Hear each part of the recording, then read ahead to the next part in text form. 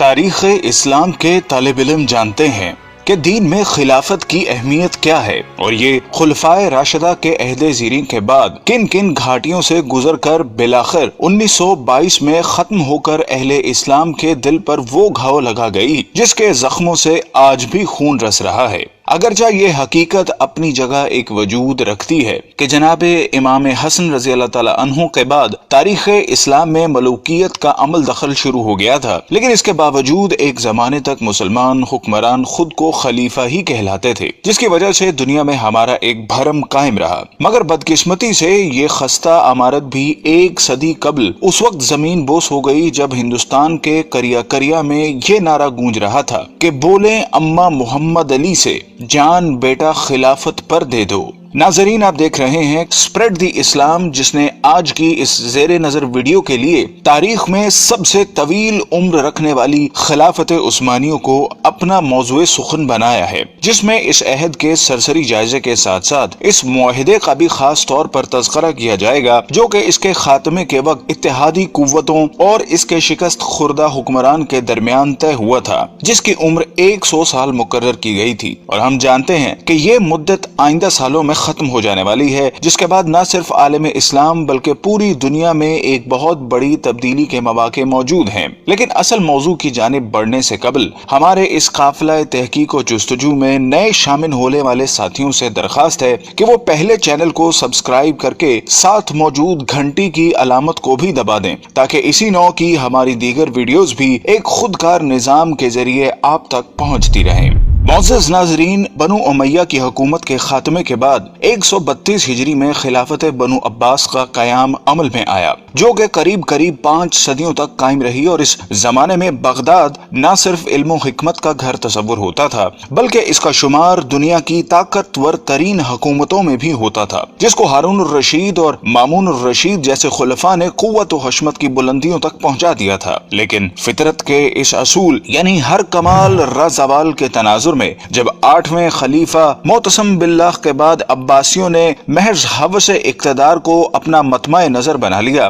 تو ہلاکو خاں کے ہاتھوں اس کا بھی خاتمہ ہو گیا، اور یہ تاریخ اسلام کا وہ خونی باب ہے جس کو رقم کرنے کے لیے شیر کا کلیجہ درکار ہے۔ لیکن چونکہ آج کا ہمارا موضوع خلافت عثمانیہ ہے جس نے اسی راک سے جنم لیا، سو ہم اسی تک محدود رہتے ہوئے ابھی اس سے صرف نظر کریں گے۔ ناظرین محترم، عین ان لمحات میں جب بلا لحاظ عمر و جنس مسلمانوں کا خون بغداد کی گلیوں کو سیراب کر رہا تھا اور تاتاریوں نے صرف مسلمانوں پر زندگی حرام کر دی تھی کہ ایک دیندار گھرانے میں ایک بچے نے آنکھ کھولی اور اس کے والدین نے نومولود کا نام عثمان رکھا، جس سے ان نامہربان موسموں میں ہر ممکن حد تک اچھی تربیت کی گئی، اور جب وہ جوانی کی حدود میں پہنچا تو اس نے اپنا روحانی تعلق ایک درویش خدا مست سے قائم کر لیا، اور پھر ایک دن اس نے خواب دیکھا کہ اس کے مرشد کے سینے سے ایک چاند نکل کر اس پر سایہ فگن ہو گیا ہے۔ ساتھ ہی اس نے دیکھا کہ اس کے قدموں سے ایک درخت نے جنم لیا جو دیکھتے ہی دیکھتے نہ صرف جوان ہو گیا بلکہ اس کی شاخوں نے دنیا کے ایک بہت بڑے حصے کو بھی اپنی لپیٹ میں لے لیا ہے، اور اسی کی کوکھ سے اس نے 4 دریاؤں اور 4 پہاڑوں کو بھی نکلتے دیکھا۔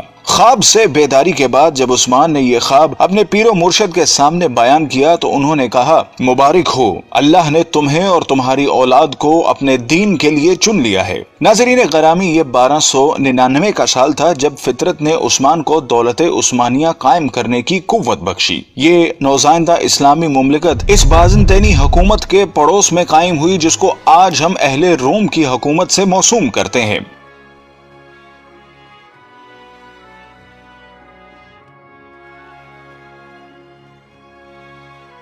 قابل قدر ناظرین، عثمان، جس کو ترک آج بھی غازی عثمان کے نام سے یاد کرتے ہیں، کا عہد حکومت ایک مثال کے طور پر پیش کیا جاتا ہے جس میں عدل و انصاف کی حکمرانی تھی۔ غازی عثمان نے اپنی زندگی میں ایک ایسی سلطنت کی بنیاد رکھی جو کہ آنے والی کئی صدیوں تک قائم رہی۔ یہ عظیم حکمران جب 1226 میں اس دنیا سے رخصت ہوا تو اس نے موت سے قبل اپنے بیٹے اور خان کو جو نصیحت کی وہ آج بھی کتب تاریخ میں ایک بہترین ضابطے کی صورت میں موجود ہے۔ اس نے کہا کہ جہاد فی سبیل اللہ کو قائم رکھتے ہوئے ہمیشہ دین اسلام کا پرچم سر بلند رکھنا اور ہمیشہ عدل و انصاف پر قائم رہنا۔ اس نے کہا کہ میری نسل سے جو شخص بھی اسلام سے بے وفائی کا مرتکب ہوگا تو وہ روز حشر رسول اللہ صلی اللہ علیہ وسلم کی شفاعت سے محروم رہے گا۔ اور پھر اس کے بعد 627 سال تک دولت عثمانیہ پر اسلامی خلافت قائم رہی، جس دوران کئی ایک نامور حکمران آئے جنہوں نے اس کی آبیاری کرتے ہوئے اسے دنیا کی ایک عظیم سلطنت میں بدل دیا۔ اور پھر آنے والے وقت نے ثابت کیا کہ عثمان کے خواب میں آنے والے دریاؤں میں دجلہ، فرات، نیل اور دریائے دینوب شامل تھے،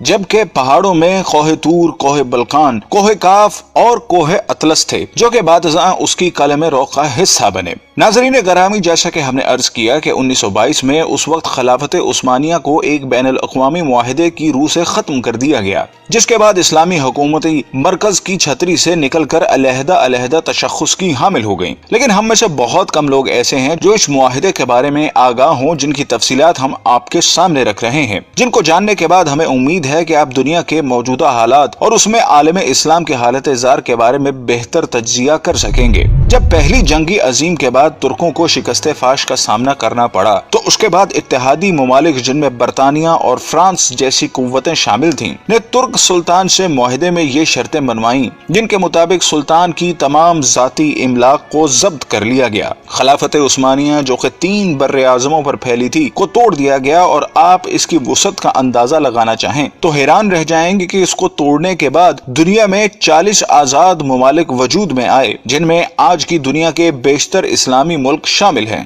گویا مسلمانوں کی قوت مختلف 40 دائروں میں تقسیم ہو کر رہ گئی، جس کے بعد یہودی اور نصرانی دنیا کے لیے سپر پاور بننے کا راستہ ہموار کیا گیا۔ ترکی جو کہ اس سے قبل عالم اسلام کا مرکز تصور ہوتا تھا کو سیکولر اسٹیٹ کا درجہ دے دیا گیا، سلطان کے 3 بر اعظموں پر پھیلے ہوئے اثاثوں کو ضبط کر لیا گیا، اور ترکی میں آئندہ 100 سال تک اسلامی نظام کے نفاذ اور خلافت پر پابندی عائد کر دی گئی۔ اس کے علاوہ اس کو معاشی طور پر تباہ و برباد کرنے کے لیے یہ شرط بھی رکھی گئی کہ وہ اگلے 100 سال تک اپنی معدنیات جن میں تیل کی نمایاں دولت تھی کو استعمال نہیں کرے گا، اور تیل کے مزید کنویں بھی نہیں کھودے جائیں گے۔ جبکہ مزید ظلم یہ کیا گیا کہ اس کی بندرگاہ باسفورس پر ترکی کی ملکیت کو ختم کرتے ہوئے اسے عالمی تصرف میں دے دیا گیا، اور یہ شرط رکھی گئی کہ ترک اس سے کسی بھی قسم کا ٹیکس وصول نہ کر سکیں گے۔ یہ تمام شرائط نافذ کرنے کے بعد ساتھ ہی یہ بھی طے کر دیا گیا کہ ترک سلطنت اگلے 100 سال تک اس معاہدے کا احترام کرنے کی پابند ہوگی۔ ناظرین گرامی، وقت اپنی مخصوص رفتار کے ساتھ چلتا رہا اور ترک مسلمانوں اور بالعموم تمام عالم اسلام نے یہ صدی کس کرب سے گزاری۔ اگر اس داستان خون رنگ کو لکھنے کی جسارت کی جائے تو ظاہر ہے ایک پوری کتاب کی ضرورت پڑے گی، لیکن یہ عہد پرآشوب اپنی تمام تر حشر سامانیوں کے ساتھ اب اپنی آخری سانسیں لے رہا ہے، اور اب مزید کچھ سال بعد ترکی اس معاہدے سے آزاد ہونے والا ہے جس نے 100 سال تک اس کی آزادی کو اس سے چھینے رکھا۔ لیکن جو وقت قریب آ رہا ہے تو اسلام مخالف قوتوں کی راتوں کی نیند میں خلل آنے لگا ہے کہ اس معاہدے کے بعد دنیا میں ایک بار پھر نئے دور کا آغاز ہونے والا ہے، جس کی طاقتور شہادتیں ترکی کی موجودہ قیادت جو کہ مرد حر طیب اردغان کا قول و عمل دے رہا ہے۔ ہر چند کے گزشتہ 1 صدی میں ترکی کو اسلام سے دور رکھنے کی ہر ممکنہ کوشش کی گئی، لیکن اس کے باوجود حالات گواہی دے رہے ہیں کہ وہ چنگاری جس کو اغیار نے اپنی مکاری سے دبانے کی سرتوڑ کوششیں کی، وہ ایک بار پھر شعلہ بننے کے لیے بےتاب ہیں۔ بلکہ اگر طیب اردغان کے طرز عمل پر ذرا سا بھی غور کریں تو یہ بات کھل کر سامنے آتی ہے کہ برما کا معاملہ ہو یا کشمیر کا مسئلہ،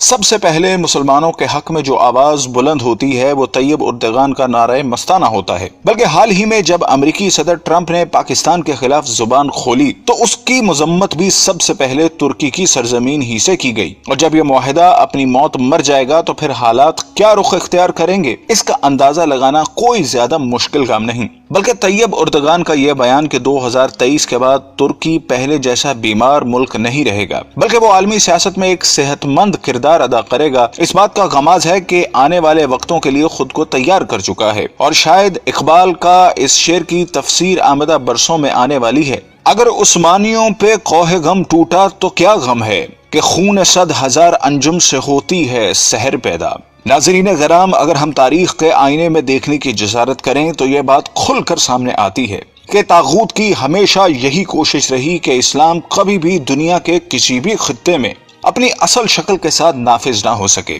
اور اگر ماضی میں بھی کبھی ایسی کوشش کی بھی گئی تو اس کی مخالفت میں تمام ابلیسی قوتیں متحد ہو گئیں، جس کی تازہ ترین مثال ملا عمر کے افغانستان میں اسلام کے نفاذ کی کوشش تھی، جو طاغوت کے لیے ایک ڈراؤنا خواب تھا، جس کے مقابلے میں ہم نے دیکھا کہ دنیا کی تمام قوتیں اس پسماندہ ترین ملک کے خلاف صف آرا ہو گئیں، اور نہ ہی وہ طاقتیں جن کے بارے میں اللہ رب العزت کا ارشاد ہے کہ یہ کبھی تمہاری دوست نہیں ہو سکتی، بلکہ یہ آپس میں ہی ایک دوسرے کی دوست ہیں۔ یہ گوارا کرتی ہیں کہ ملت اسلامیہ کبھی ایک مرکز تلے جمع ہو سکے، اور یہی وجہ ہے کہ انہوں نے اس نام کی خلافت کو ختم کر کے اپنے تئیں ایک بہت بڑا معرکہ سر کر لیا تھا، اور اس خوش فہمی میں مبتلا تھیں کہ شاید ایک صدی کی گرد تلے دبے یہ ترک مسلمان دوبارہ اپنی فطرت کی طرف مراجعت اختیار نہیں کر سکیں گے، لیکن وقت کے تیور بتا رہے ہیں کہ اب ان کا یہ خواب پورا نہیں ہو سکے گا، اور ایک دفعہ پھر دنیا میں خلافت کی بنیاد رکھی جائے گی، کیونکہ حضور صلی اللہ علیہ وسلم کی حدیث کے مطابق قیامت سے قبل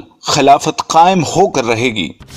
قال رسول اللہ صلی اللہ علیہ وسلم تکون النبوۃ فیکم ما شاء اللہ ان تکون، نبوت رہے گی تمہارے مابین مسلمانوں جب تک کہ اللہ چاہے گا کہ وہ رہے، یعنی میں رہوں گا۔ ثم یرفع اللہ اذا شاء یرفعها، پھر اللہ اسے اٹھا لے گا جب اللہ چاہے گا کہ اسے اٹھا لے، یعنی پھر میرا انتقال ہو جائے گا، نبوت ختم ہو جائے گی، اب تمہارے مابین نبوت کی برکات و سعادتیں نہیں رہیں گی۔ ثم تکون خلافت علی منہاج النبوہ، پھر اس کے بعد ایک دور ہوگا خلافت کا جو بالکل نبوت کے طریق پر ہوگی، نبوت کے نقش قدم پر ہوگی، جو نظام میں نے قائم کیا جوں کا توں،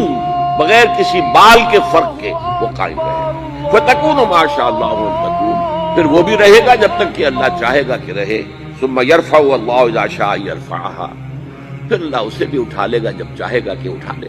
ثم تکون ملکا عاضا، عض یعض کہتے ہیں دانتوں سے کاٹنے کو۔ پھر اس کے بعد ایک دور آئے گا جو کاٹ کھانے والی ملوکیت کا دور ہوگا۔ یہ جیسا کہ میں عرض کر چکا ہوں، یہ ملوکیت جو مسلمانوں کی تھی، اور ان میں جو مظالم ہوئے ہیں، اچھے لوگ بھی آئے ہیں، یقیناً آئے ہیں، آخر 12 خلفاء کی تعداد انہی میں سے پوری ہوگی۔ ثم تکون ملکا عاضا، پھر کاٹ کھانے والی ملوکیت آئے گی۔ فتکون ما شاء اللہ ان تکون، تو وہ بھی رہے گی جب تک اللہ چاہے گا۔ ثم یرفع اللہ اذا شاء یرفعها، پھر اللہ اٹھا لے گا اسے بھی جب چاہے گا۔ ثم تکون ملکا جبریا، پھر ایک مجبوری والی ملوکیت آئے گی، غلامی والی، جس کو ہم ویسٹرن کولونیلزم کہتے ہیں، یورپین کولونیلزم۔ کہیں انگریز ملکہ وکٹوریہ کے ہم غلام ہو گئے، کہیں جو ہے ہسپانوی آ گئے، کہیں پر اطالوی آ گئے، کہیں پر فرانسیسی آ گئے، کہیں پر ولندیزی آ گئے، کہیں پر پرتگیزی آ گئے، اس طرح سے پورا عالم اسلام گرفت میں آ گیا۔ ثم تکون ملکا جبریا فتکون ما شاء اللہ ان تکون، پھر وہ بھی رہے گا جب تک کہ اللہ چاہے گا۔ ثم یرفع اللہ اذا شاء یرفع، پھر اللہ اسے بھی اٹھا لے گا جب چاہے گا کہ اٹھا لے۔ ثم تکون خلافت علی منہاج النبوہ، پھر آئے گا ایک دور خلافت علی منہاج النبوہ کا۔ ثم سکت النبی صلی اللہ علیہ وسلم، اس کے بعد خاموش ہو گئے۔